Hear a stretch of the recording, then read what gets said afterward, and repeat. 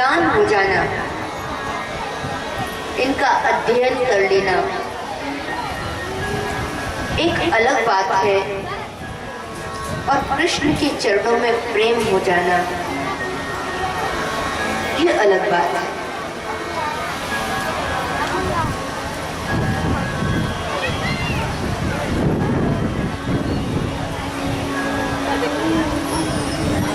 जीवन में ज्ञान है पर भक्ति नहीं है,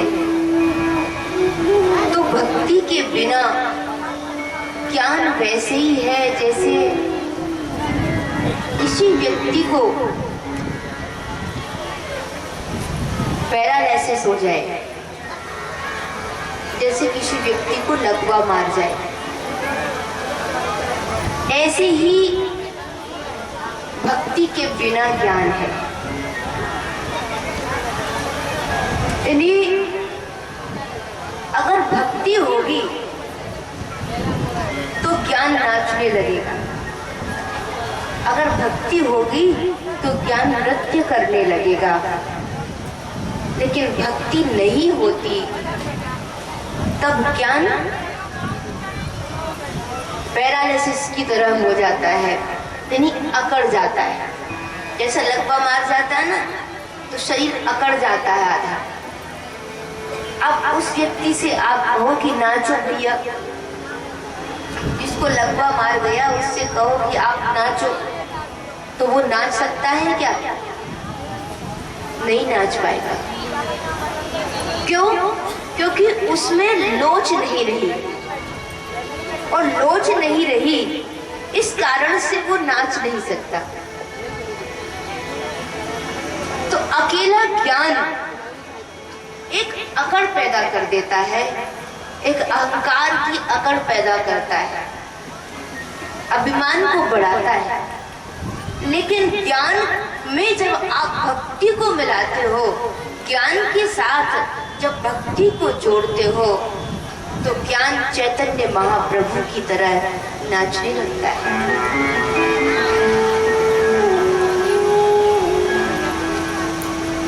प्रेम और भक्ति के बिना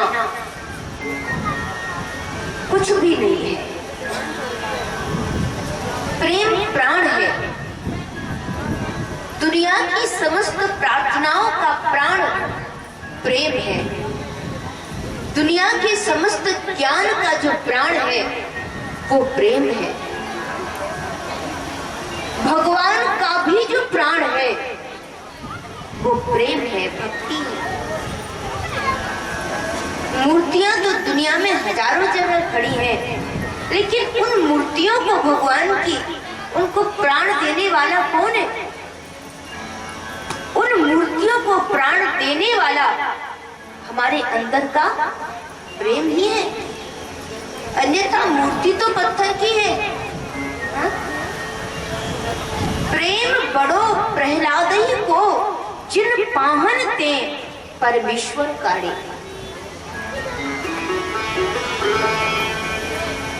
पत्थर में पत्थर है प्रतिमा, लेकिन फिर हमारी उसमें एक श्रद्धा, विश्वास और प्रेम जुड़ता है। प्रेम जब जुड़ता है तो प्रतिमा भी प्राणवान हो जाती है, और प्रेम नहीं है तो प्रतिमा भी पत्थर हो जाती है।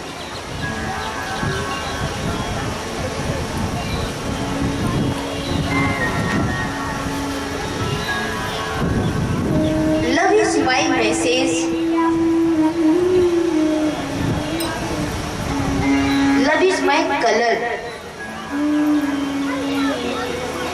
कृष्ण कहते हैं कि प्रेम मेरा मैसेज है, प्रेम मेरा संदेश है। कृष्ण कहते हैं कि मैं दुनिया को प्रेम का ही संदेश देता हूं। भगवान कैसा है? भगवान लव इज माय कलर, यानी प्रेम ही भगवान का रंग है। भगवान का कोई दूसरा रंग नहीं है, उसका रंग प्रेम ही है। तो अगर जिंदगी में आप प्रेम को मिटा देते हो, पाते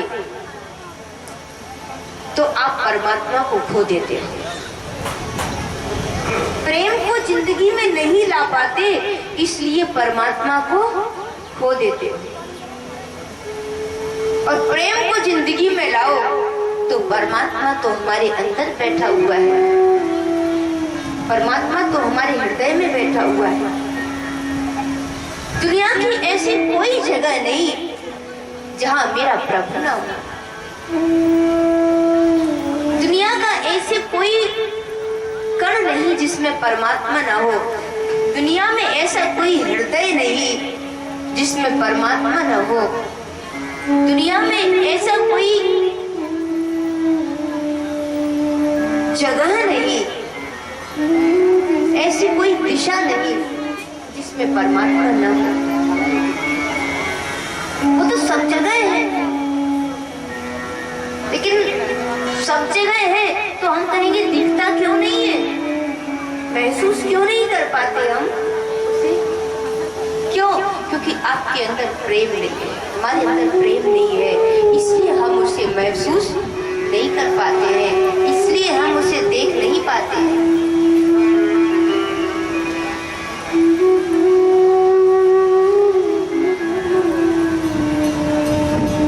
श्री रामायण में बाबा तुलसी ने यही लिखा कि भगवान को प्रेम प्रिय है।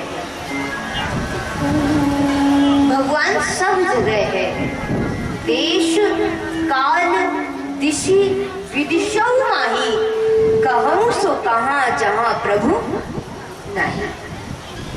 कोई ऐसी जगह बता दो जहां परमात्मा न हो। हर जगह है, लेकिन प्रेम का अभाव है। हमारे अंदर परमात्मा के प्रति प्रेम क्यों नहीं है? उसका कारण है, प्रेम इसलिए नहीं है क्योंकि हमारे जीवन में वासनाओं का बवंडर हमारे जीवन में पैदा कर दिया हमने, इसलिए वासना को हमने मान्यता दे दी, पर प्रेम का हमने तिरस्कार कर दिया। हम वासना को ही प्रेम मानने लगे तो हम कहते हैं फिर प्रेम हमारे अंदर है, तो हमारे अंदर तो प्रेम है। पर याद रखना कि प्रेम में और वासना में एक बहुत बड़ा अंतर है। वासना लगेगी कि ये प्रेम है, लौकिक चीजों से, दुनिया से आप क्या प्रेम, दुनिया की लौकिक चीजों से क्या हम प्रेम नहीं करते? करते हैं। प्रेम हम दुनिया की लौकिक चीजों से करते हैं, लेकिन वो प्रेम एक दिन खत्म हो जाता है।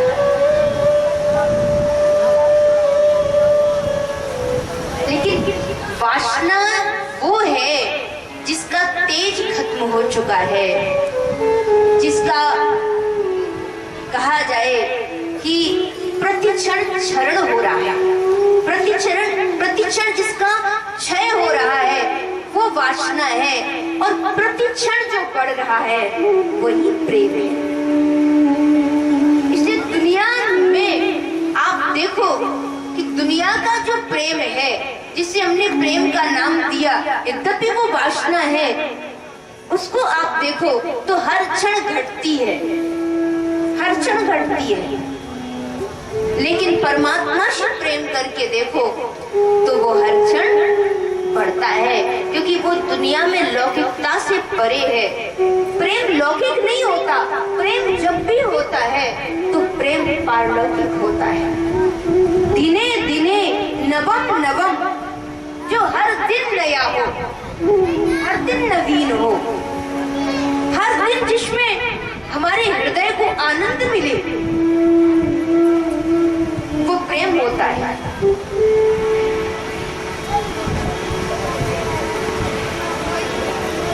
रसगुल्ला खा लिया, अच्छा लगा, और फिर 2 4 5 रसगुल्ले खा लिए, फिर क्या कहोगे?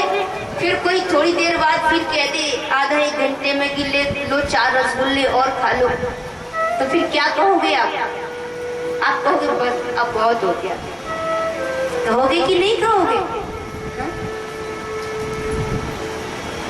लेकिन दुनिया की चीजें वो हमारी वासना के, हमने उससे अपनी वासनाओं को जोड़ रखा है, लेकिन परमात्मा जो है वो हमारी प्रेम से जुड़ता है। परमात्मा हमारे प्रेम से जुड़ता है। यद्यपि अब तो लोगों ने भक्ति को भी, भक्ति भी करते हैं तो उसमें भी कहीं ना कहीं एक वासना छिपी है। भक्ति का जो सही स्वरूप है वो नहीं रहा, प्रेम का जो सही स्वरूप है वो नहीं रहा। क्या प्रेम का सही स्वरूप रह गया है दुनिया में? अब तो आप भगवान से भी प्रेम करते हो तो इसलिए करते हो कि मेरी कामनाओं को पूरा कर दो, मेरी इच्छाओं को पूरा कर दो।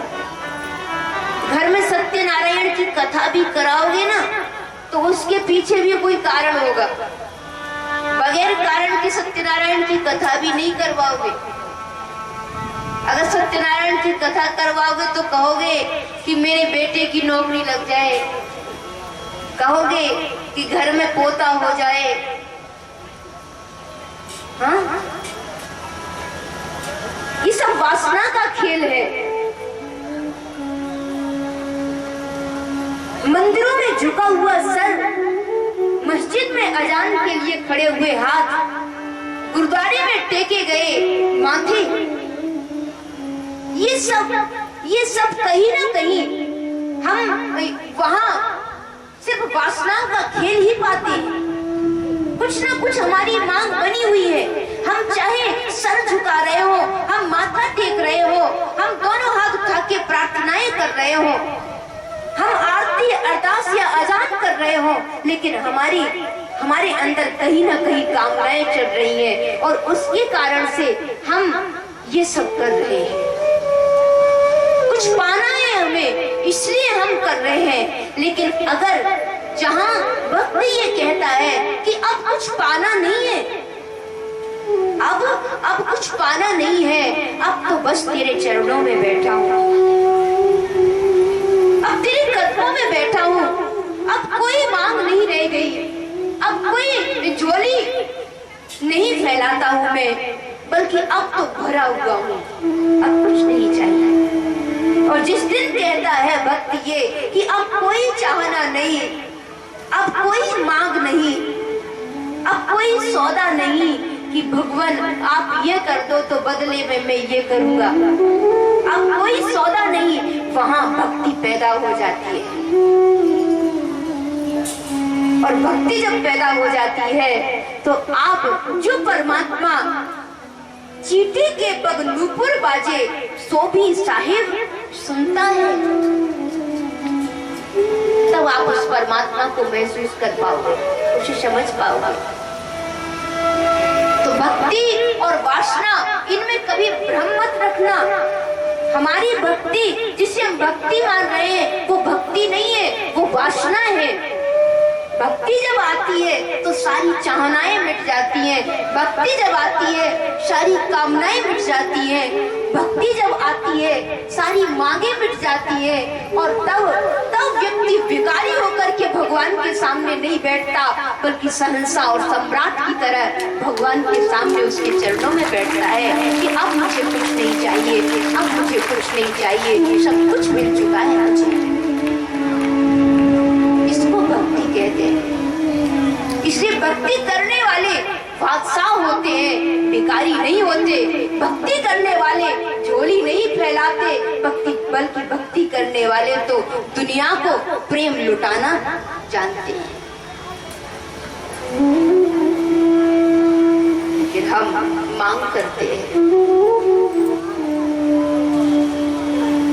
आपने देखा होगा छोटा बच्चा जो होता है ना, जब घर में पिता आ गया, जैसे ही पिता ने घर में प्रवेश किया और छोटा बच्चा कहता है पापा पापा पापा पापा, छोटा बच्चा एक रट लगा देता है। पापा समझ जाते हैं क्या कि ये ऐसे ही पापा पापा नहीं कर रहा है, आज इसे कुछ चाहिए। या तो दरवाजे पे आइसक्रीम वाला खड़ा हो, दरवाजे पे या तो आइसक्रीम वाला खड़ा होगा, और या फिर कोई प्रदर्शनी आई होगी तो उसे देखने के लिए देखना चाहता है, कोई तमाशा आया होगा, या कोई खिलौने वाला खड़ा होगा, इसलिए पापा पापा कर रहा है। तो पिता जानता है इतना पापा पापा इसलिए कर रहा है, इसे पैसा चाहिए, इसे खिलौना चाहिए। तो हम भी जब बहुत भगवान भगवान करने लगते हैं ना, तो एक बात याद रखना कि शायद कुछ मांगना चाहते हैं भगवान से। ये जो पत्नियां होती है ना, पतिदेव बाहर से कहीं से आए और जैसे ही पतिदेव ने घर में प्रवेश किया, वैसे ही पानी का गिलास लेकर के खड़ी हो जाए, नाश्ते की प्लेट लगा दे, आपको खाना परोस दूं, आगे आगे कहे, आगे आगे करे। पतिदेव बड़े आश्चर्यचकित होते हैं। वैसे तो कई बार मांगने पे भी नहीं मिलता, और आज इतनी सेवा क्यों चल रही है। तो जब पैरों से जूते निकाल करके पैर दबाने लगे, पतिदेव समझ जाते कुछ गड़बड़ है, आज या तो साड़ी खरीदवाएगी या हार खरीदवाएगी, कुछ तो चाहेगी। हमारे यहाँ की माताएं बहुत अच्छी, यहाँ की माताएं को देख के मुझे लगता है नहीं ये तो बहुत अच्छी है। सेवा करनी चाहिए, सेवा के पीछे कोई मांग नहीं होनी चाहिए, प्रेम करना चाहिए, प्रेम के पीछे कोई मांग नहीं होनी चाहिए। क्योंकि अगर प्रेम के पीछे मांग हो गई तो प्रेम प्रेम नहीं था, आप समझ लेना, वो तो वासना का बवंडर मात्र था।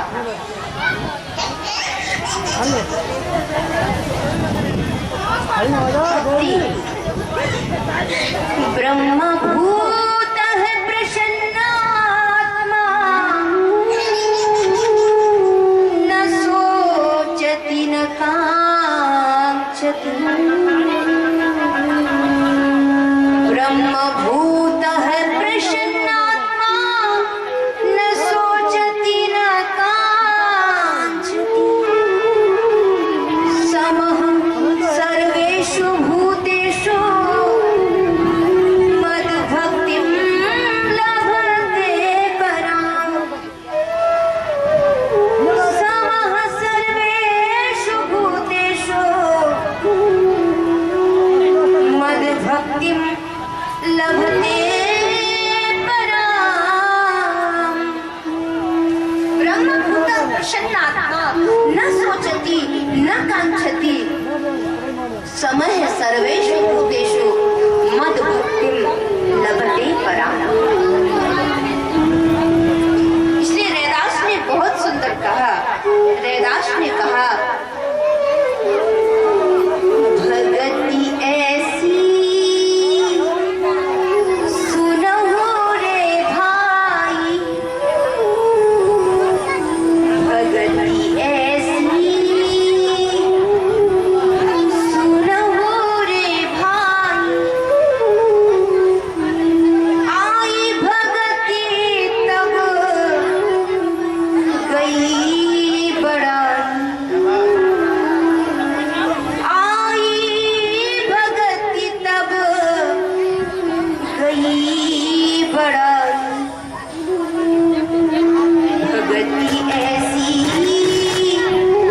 सुनहो रे भाई, भगति ऐसी सुनहो रे भाई। आई भगति तब गई बड़ाई। जब भक्ति आती है तो दुनिया से बड़प्पन खो, तो हृदय से जीवन से बड़प्पन खो जाता है। जब भक्ति आती है तो जीवन से अहंकार खो जाता है। जब भक्ति आती है तो जीवन में विनम्रता आ जाती है। जब भक्ति आ जाती है है, आई भगती तब गई बड़ाई। भक्ति आई और बड़प्पन गया, भक्ति आई और अहंकार गया। भक्ति ज्ञान में व्यक्ति अपने आप को बड़ा मान देता है, मैं बड़ा हूं, लेकिन भक्ति में भक्त अपने आप को छोटा मानता है। मैं कुछ भी नहीं है, ऐसा मानता है भक्त।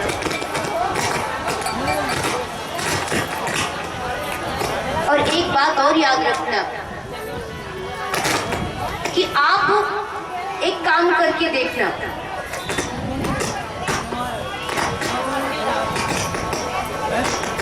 आप शक्कर को और नमक को मिला करके देख लेना, शक्कर और नमक को आप मिक्स करके देख लेना। जब आप शक्कर और नमक को मिला देंगे, अब एक चींटी को खड़ा कर लो और एक हाथी को खड़ा कर लो,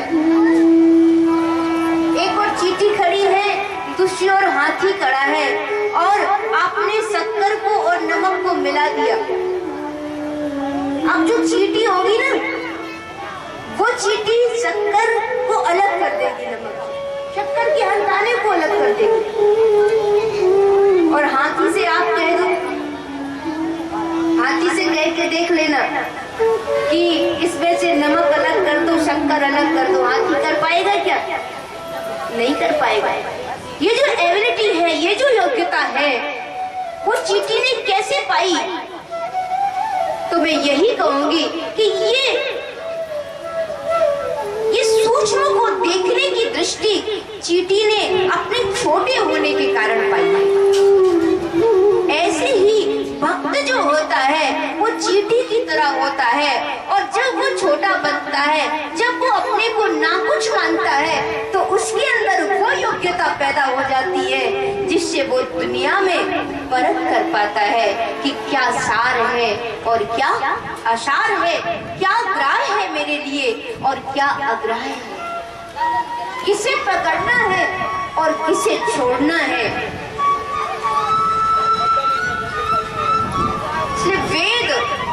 वेदांत में निष्णात ज्ञानी भी कभी कभी भटक जाते हैं और वो भी भेद नहीं कर पाते कि मुझे क्या पकड़ना चाहिए और क्या छोड़ना चाहिए। लेकिन भक्त इस मायने में ज्ञानी को भी पीछे कर देता है, भक्त पकड़ लेता है रस को। ज्ञानी कभी कभी गुठली में और छिलके में उलझा रह जाता है, ज्ञानी छिलके और गुठली में उलझा रह जाता है, और भक्त छिलके और गुठली से परे सीधे रस तक पहुंचता है, सीधे रस पाता है। जीवन में भक्ति क्षमः सर्वेषु भूतेषु मद्भक्तिं लभते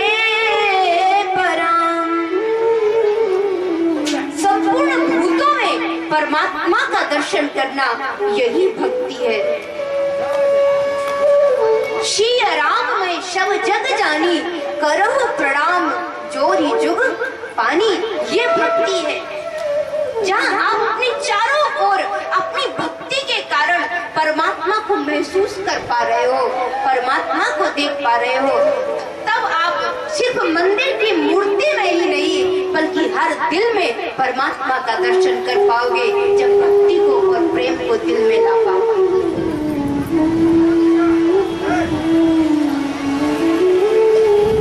एक व्यक्ति संत के पास गया, 4 लोग गए संत के पास और चारों ने कहा कि हमें भगवान को पाना है। संत ने कहा तुम्हें भगवान को पाना है तो एक काम करना होगा। उसने कहा क्या काम करना होगा? संत ने कहा उन चारों को एक एक कबूतर दिया और कहा इन कबूतरों को ले जाओ, इन एक एक कबूतरों को ले जाओ तुम चारों, और किसी ऐसी जगह पर इन्हें मार करके लाना जहां कोई न देख रहा हो, जहां कोई न देख रहा हो तुम्हें। चारों गए। भगवान को पाना है, जब भगवान को पाना है तो काम तो करना ही होगा। चारों एक एक कबूतर को लेकर गए, ऐसी जगह मार के लाना है कि कोई देख ना रहा हो। पहले वाला गया, उसने देखा भरी दोपहरी थी, जेठ मास की दोपहरी रही होगी, मई जून की दोपहरी रही होगी, बड़ी धूप पड़ रही है।